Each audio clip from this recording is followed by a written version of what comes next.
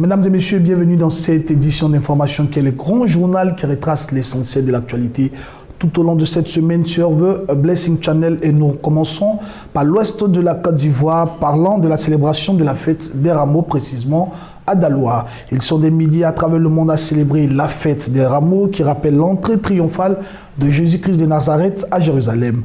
Ceux de la ville de Daloa ont sacrifié à la tradition la fête des Rameaux qui donne le coup d'envoi de la semaine sainte qui s'achèvera le jour de la Pâque. Suivons notre reportage signé Louis Pierre, correspondant dans la ville de Daloa.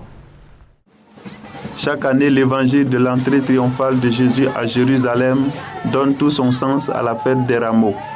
Et la foule revit le moment où elle accueille Jésus dans la cité de David. À Daloa, les fidèles de l'église CMA ont très vite occupé les grandes artères de la ville en fanfare avec des rameaux et autres instruments de musique, célébrant ainsi l'arrivée de Jésus à Jérusalem. C'est une journée de grâce de l'Éternel des armées qui permettra aux chrétiens d'avoir l'assurance que Christ est notre victoire et il est notre soutien. Les habitants en son temps l'ont fait, aujourd'hui nous le faisons encore pour marquer qu'il demeure le roi des rois. Il n'a pas changé, il demeure le Messie et nous l'attendons son retour. Pour les fidèles catholiques, Sainte Marie de Lobia, ce grand temple a refusé du monde pour cette fête des Rameaux. Une occasion pour le Père célébrant d'exhorter les fidèles au vivre ensemble. Même son de cloche à l'église méthodiste unie, Temple Emmanuel de Lobia. Les fidèles et la chorale Emmanuel ont célébré cette entrée de Jésus.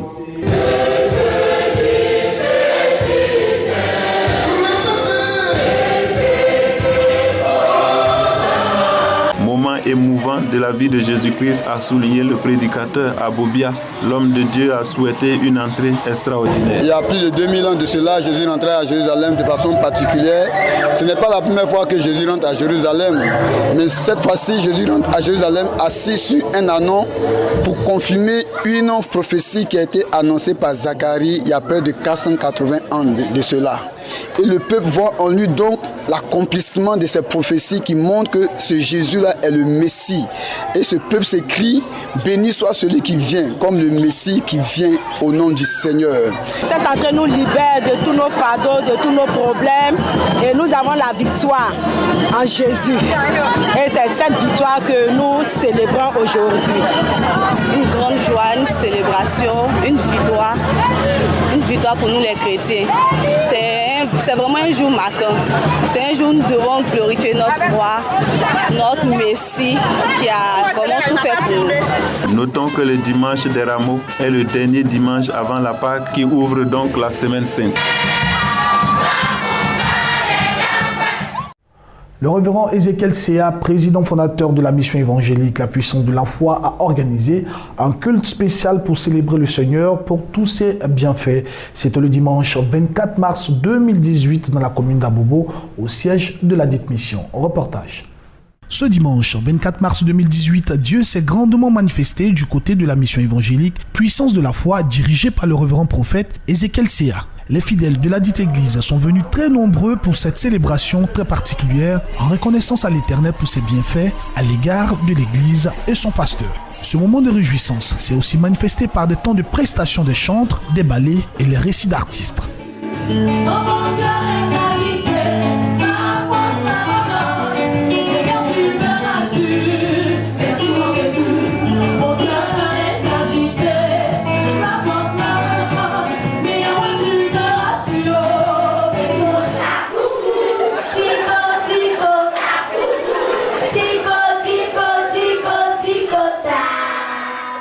Ce culte spécial qui revêtait un caractère particulier a été aussi marqué par la présence de plusieurs hommes de Dieu. Et la parole a été laissée au révérend Boiseau pour bénir le peuple à travers un message très fort. Si tu mets ta foi dans la parole de Dieu, elle va s'accomplir pour toi. Alléluia.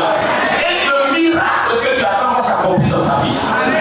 Les 10 lépreux ont été guéris tous, mais il n'y a pas un qui n'a pas été guéri.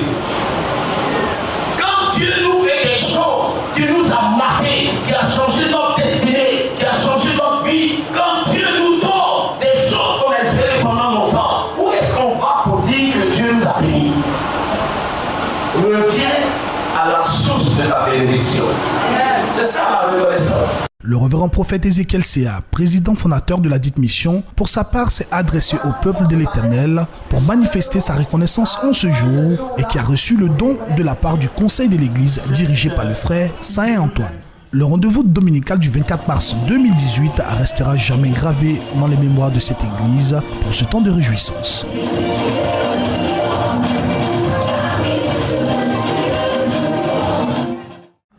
À l'initiative de l'ONG Belgo-Ivoire Santé, un grand forum chrétien s'est réuni le samedi 17 mars 2018 à Lokwa dans la banlieue abidjanaise. Ce rassemblement avait pour but la création d'un fonds mondial de la charité. Reportage. De nombreux chrétiens issus des différentes dénominations ont répondu présents à l'appel de l'ONG Belgo-Ivoire Santé le samedi 17 mars 2018 à Alokwa dans la banlieue abidjanaise. Situant le cadre de ce grand forum chrétien, le président de l'ONG Belgo-Ivoire Santé, initiateur de la rencontre, le prophète Akere Moïse, a présenté sa vision. C'est de voir mettre en place un fonds mondial de la charité qui pourrait permettre la prise en charge davantage de malades. Vous voyez que c'est possible. Nous allons apporter où il y a la tristesse de la joie. Nous allons apporter où il y a la pauvreté de la richesse. Nous allons apporter où il y a la maladie, la santé. Ce fonds va servir donc à opérer les malades. Nous irons au-delà de la hernie inguinale. On commence par la hernie inguinale parce que c'est ce que nous avons en premier. Mais nous irons au-delà.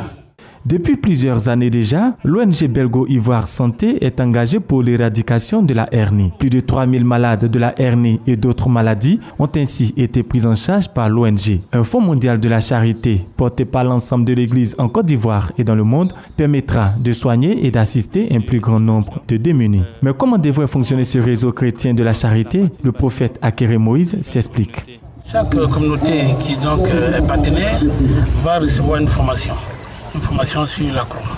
On va recevoir une formation sur tous les objets que nous avons, les tableaux, les différents types de tableaux, les pagnes, les livres et tout ça. Et alors, toutes ces choses-là ont un prix. Quand vous faites la promotion dans votre communauté, c'est vendable. Parce que chaque chrétien doit en recevoir. Chaque chrétien, vraiment qui se veut chrétien, qui veut la présence de Christ chez lui, doit donc en recevoir. Bon, ces paiements réunis dans les réseaux, ça nous permet donc de créer le fonds mondial de la charité. On ne demandera pas de cotisation des communautés. Personne ne paiera donc un centime donc, au fond. C'est seulement à partir de nos objets que nous allons constituer ce fonds mondial de la charité. De l'avis des leaders chrétiens et invités présents, le Fonds mondial de la charité prôné par l'ONG Belgo-Ivoire Santé est une vision noble pour l'Église. Tous ont marqué leur adhésion. Comme il s'agit d'aider les personnes en danger, en détresse, je pense que c'est une très bonne initiative et je bénis le Seigneur pour cette ONG. Nous allons faire tache d'huile de ce que j'ai vu dans notre communauté, dans notre association. Et nous savons qu'ils sont nombreux ceux qui en souffrent de cette maladie. Je pense que cette initiative est louable et mérite d'être encouragée. Ça va permettre aux malades d'avoir une consolation. Reste désormais l'implication de toute l'Église pour la mise en place de ce Fonds mondial de la charité. Car, dit la Bible, la foi sans les œuvres est une foi morte. Parlons à présent de la campagne d'évangélisation du réveil spirituel à Kibouo, Aaron Ministry, en partenariat avec le ministère international de la révélation MIREV, ont tenu récemment à Kibouo, dans le département de la ville de Daloa, la deuxième édition de campagne d'évangélisation et du réveil spirituel.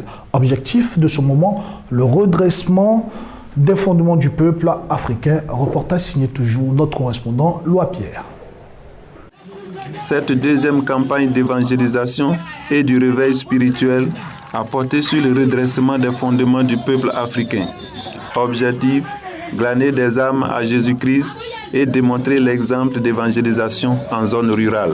Il est temps que les hommes de Dieu que nous sommes, nous ne restons pas en ville, mais nous faisons tout comme Jésus-Christ qui se promenait de village et dans les hameaux. Ce qui est rare aujourd'hui, c'est ce défi-là que Aaron Ministry veut relever.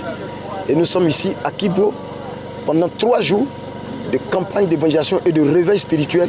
Dénommé Opération Tempête, et le président Aaron, à travers ses enseignements, l'homme de Dieu a souhaité que le chrétien offre au monde un comportement nouveau avant d'ajouter que Jésus demeure le même. Jésus-Christ est toujours vivant. que son esprit est toujours à l'œuvre et il continue à l'œuvre. Et Jésus-Christ est, je peux dire, la pierre angulaire du développement. Parce que quand nous passons, quand un ministre passe dans une région, le développement vient. Les puissances des ténèbres sont ébranlées, les puissances des ténèbres tombent. Jésus pouvait dire, je vois Satan tomber du ciel comme un éclair. Et aussi, ça libère, la puissance de Dieu libère la jeunesse. Aux jeunes de village, parce qu'il y a certains jeunes qui restent souvent en basse-côte, qui restent très loin du village pour dire, ah mais il y a des sorciers, moi je ne peux pas aller construire dans mon village, je ne peux pas aller dans mon village parce qu'il y a des sorciers. Or, quand on a des hommes de Dieu de cette nature qui sont en train de désorcer un peuple à toute cette situation de sorcellerie, je crois que ça fait prendre confiance à la jeunesse. Les évangélistes Évariste et le prophète Étienne, tous deux au compte de l'église Mirève Kibo, ont reçu l'huile sainte, signe de leur engagement pour l'œuvre missionnaire. Louanges, intenses moments de prière pour la Côte d'Ivoire ont marqué cette deuxième campagne d'évangélisation qui a vu la participation des fidèles et pasteurs de cette église venus des différentes villes de la Côte d'Ivoire.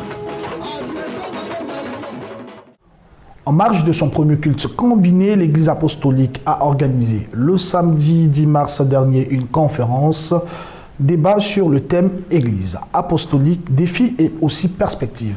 Il faut le préciser, la conférence a été animée par le pasteur Kérémie Roger, président de l'Église apostolique de Côte d'Ivoire. Revivons ensemble les temps forts.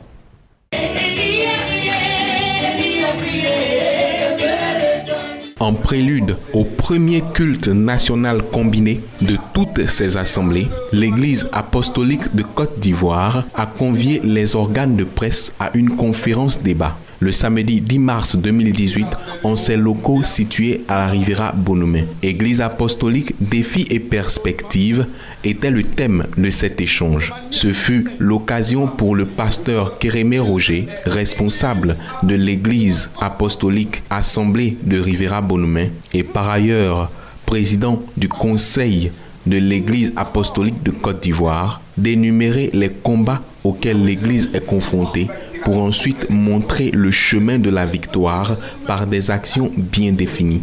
Satan a changé les méthodes, mais en réalité, les vieux péchés n'ont pas changé.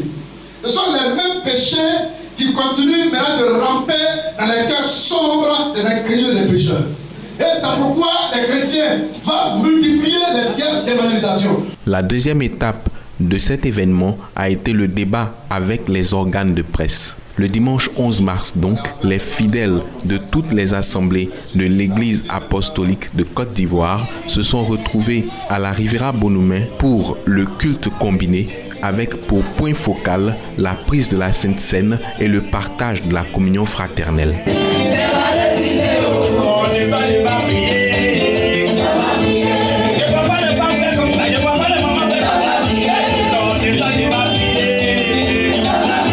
L'orateur de ce moment, le pasteur Kérémie Roger, a insisté sur le fait que le chrétien doit réussir la conquête de son territoire intérieur. Les pensées que nous avons ont une répercussion directe sur notre attitude, notre comportement. Laissez le Saint-Esprit gouverner vos pensées, car la seule pensée à laquelle le diable n'a pas accès, c'est la pensée renouvelée, la pensée qui est la marque du sang de Jésus et la pensée qui est gouvernée par la puissance du Saint-Esprit. Les fidèles présents n'ont pas boudé leur plaisir. Nous sommes ici aujourd'hui pour glorifier notre Seigneur Jésus-Christ de tout ce qu'il a fait pour nous. Il a donné sa vie pour nous, pour que notre vie soit sauvée pour la vie éternelle. C'est bien passé et c'est agréable. C'est une chose merveilleuse pour que les enfants de Dieu se regroupent ensemble pour adorer Dieu. Ils attendent donc avec impatience la tenue de leur prochain culte combiné. Depuis 5 ans maintenant, la mission évangélique Rehoboth, dirigée par le révérend prophète Samuel Adé, œuvre pour l'expansion de l'Église de Jésus-Christ. Ce 5e anniversaire a été célébré le dimanche 25 mars 2018 lors d'un temps de réjouissance, de partage et aussi de reconnaissance à l'Éternel, suivant ce commentaire. Le dimanche 25 mars 2018 était une date mémorable pour la mission évangélique Rehoboth, dirigée par le révérend pasteur Samuel Adé. Un rendez-vous dominical particulier et qui revêtait un caractère spécial. Et ce, pour les 5 années d'existence de la dite communauté. À cet effet, un culte spécial a immortalisé cet événement spécial avec pour thème de la grâce à la gloire. Ils étaient très nombreux du côté des 2 plateaux adjoints de la commune de Cocody, où se trouve le siège de la mission évangélique Rehoboth, pour cette belle célébration accompagnée des chants de l'Éternel.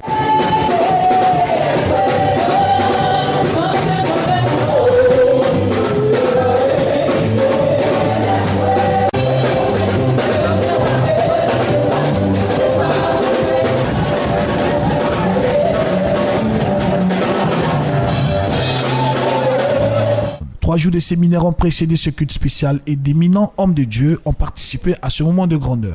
Le bishop Adebayo Adedimiji pour ce dimanche, jour de clôture, a nourri le peuple spirituellement par la profondeur de son message, car selon lui, quand Dieu nous appelle à un autre niveau, il exige des comportements qui vont avec ce niveau. Ce que Dieu veut de toi, ce n'est pas ce qu'il exige des gens qui viennent de venir à Jésus.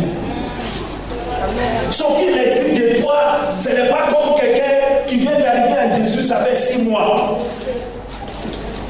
La dimension qu'on espère de toi à cause de la dimension dans laquelle ta mère exige que tu supportes plus de choses.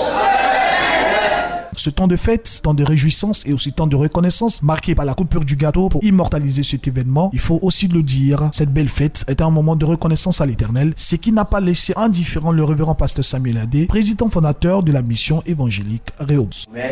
Et en ce jour de dimanche, la clôture de l'anniversaire, nous bénissons le Seigneur. Nous avons reçu encore un message de qualité. Notre Père nous a bénis et nous repartons avec une espérance nouvelle de savoir que nous entrons dans une autre dimension de gloire.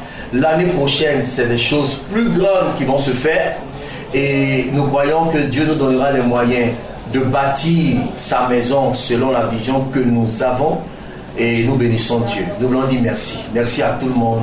Merci pour le soutien. Merci au Seigneur Jésus-Christ. Merci à notre Dieu qui a eu confiance en nous et qui nous a confié son œuvre.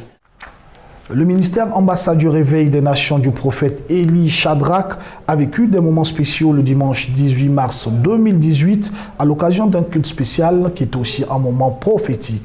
Ce fut des moments de communion avec l'Éternel marqués par de nombreux prodiges. Suivons.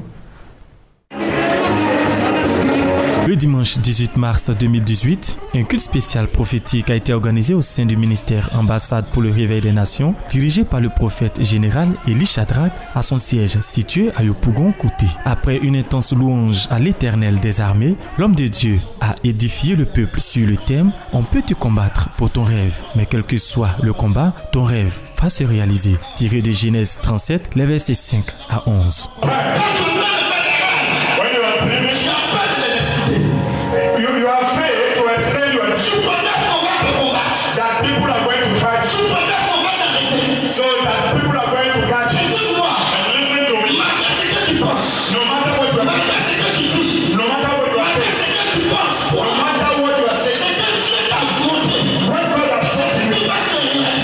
Le prophète a ainsi invité le peuple à avoir confiance en la puissance de Dieu et ne pas se décourager devant les oppositions et tribulations. Après la parole de Dieu, place à l'action prophétique. Plusieurs guérisons ont été opérées, notamment un aveugle.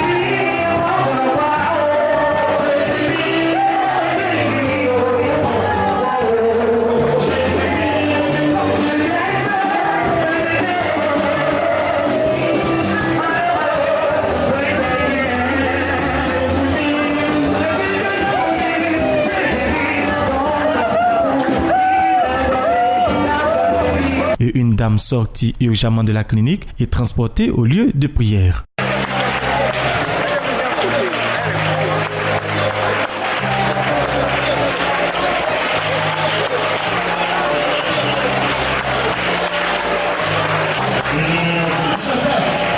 Avec autant de prodiges, le culte du 18 mars 2018 restera pour longtemps encore dans les mémoires au ministère ambassade pour le réveil des nations.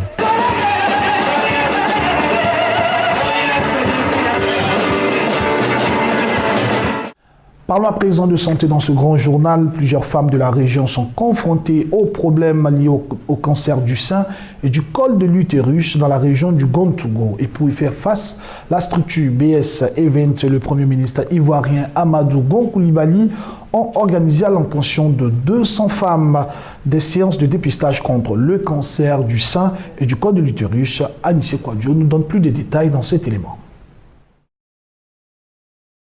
Plusieurs femmes de la région du Gontougo ont bénéficié d'un traitement gratuit contre la maladie du col de l'utérus et le cancer du sein. Initiative de la structure BS Event, dirigée par M. Bamba Salia, qui bénéficie de l'appui financier de M. le Premier ministre Amadou Gon Coulibaly. C'est plus de 300 femmes qui ont pris d'assaut le centre hospitalier régional CHR de Bondoukou afin de se faire dépister gratuitement. Il est venu se faire examiner par rapport au cancer. Ce matin, effectivement, on va t'examiner pour voir si tu as été déjà en contact avec le virus qui donne le cancer du col. Comment se manifeste la maladie du col de l'utérus et le cancer du sein? C'est un virus qui donne ce cancer-là. Quand le virus est présent sur plusieurs années, il va finir donc par créer des lésions et puis qui à la longue vont donner donc le cancer au niveau donc du col de l'utérus. Le meilleur moyen pour prévenir le cancer du col de l'utérus, c'est de faire donc des dépistages de façon systématique. Toute femme doit être capable de faire l'autopalpation des seins. Si elle découvre une boule dans le sein, elle doit courir venir voir un personnel de santé. Elle n'est pas enceinte, elle n'a pas d'enfant allaité, puis le lait coule ou un liquide verdâtre ou rougeâtre sort du sein, ce sont des signes d'appel du cancer des seins. BS Event,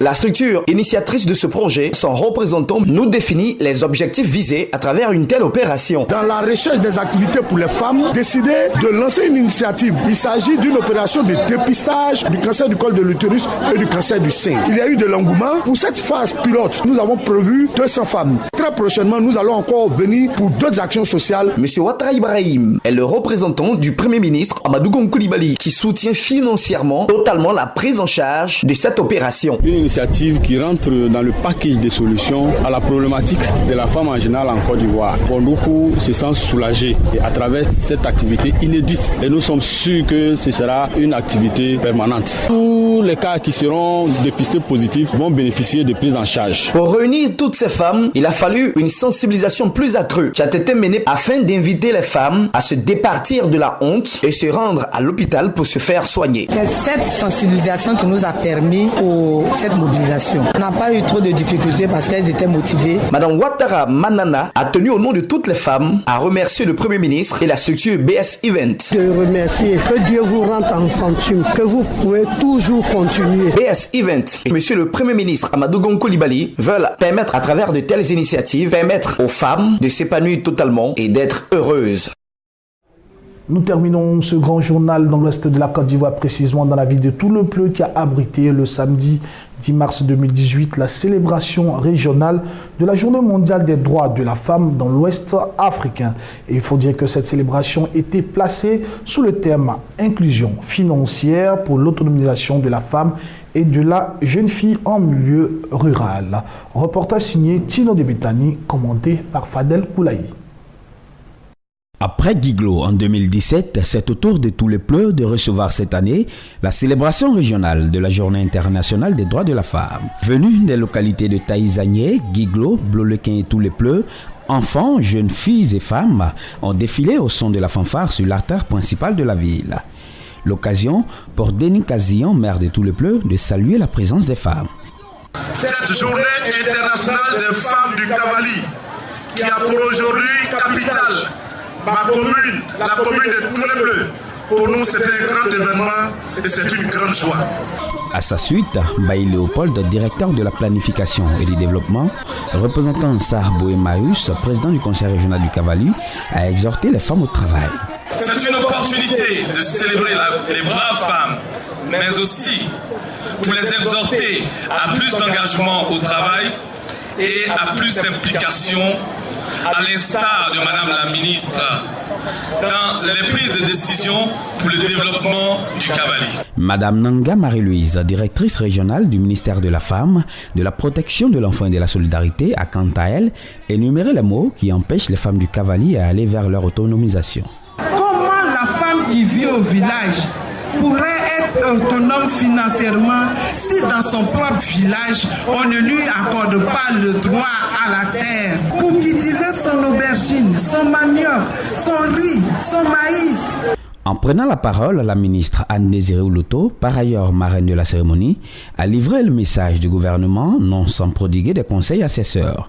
Le gouvernement vous dit par ma voix que vous comptez, que vous êtes importante, que le développement ne peut se faire sans vous.